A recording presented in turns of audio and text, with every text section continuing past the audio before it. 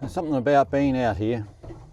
It's the quiet, the rhythm, the space to think. I'm Al, and this is ADHD Retiree. You know, I've spent most of my life thinking that there was something wrong with me. At school, I could never study the subjects that didn't grab my interest. My reports always said the same thing. Alan is a bright boy, but he could do a lot better. Maths came pretty naturally. Everything else felt like running through mud. I would hyper-focus on hobbies, on gadgets, on anything that lit up my brain. But the things I had to do, I would procrastinate until the anxiety was unbearable. This carried on into adulthood. I would dive into new hobbies with everything I had. Then one day the spark would just shift. The old hobby would get packed away just in case I was going to use it again. And I'd feel guilty, like I was a quitter. I didn't know this was ADHD. I just thought I was broken. Then my young grandson was diagnosed with ADHD. Then my son, then my daughter, and their stories sounded very familiar, too familiar. So at 69 years age, I went for an assessment and I was diagnosed with attention deficit disorder, the inattentive type of ADHD. A lot of people still think ADHD is just hyperactive kids bouncing off the walls, but that's only one part of the picture. ADHD has three types: hyperactive impulse, combined, and inattentive, which used to be called ADD, and that's me.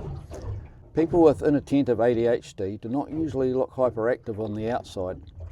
The hyperactivity is happening in the mind, racing thoughts, drifting off, jumping between ideas, or hyper-focusing so deeply that the rest of the world just disappears.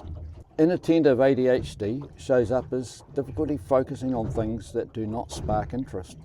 Forgetfulness, losing track of time, paralysing procrastination, starting projects with huge enthusiasm, then suddenly losing momentum when the dopamine drops, and constantly wondering why everyone else seems to cope better.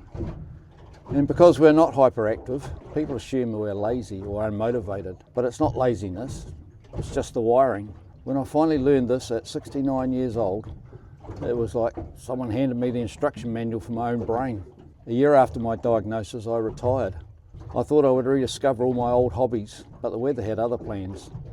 I started feeling lost. My brain went into search mode, looking for the next big project. Then I got invited to crew on a yacht sailing from Auckland to Fiji, a dream that I've had for a few years, and suddenly everything clicked.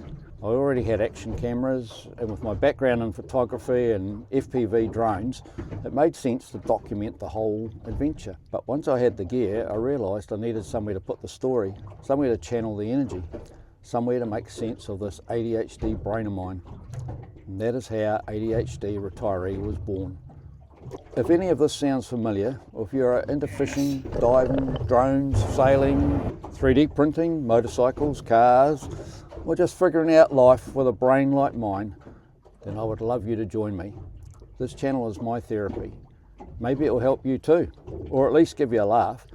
So hit subscribe, leave a comment, click the like button, and come along for the ride. I'm Al, and this is ADHD Retiree.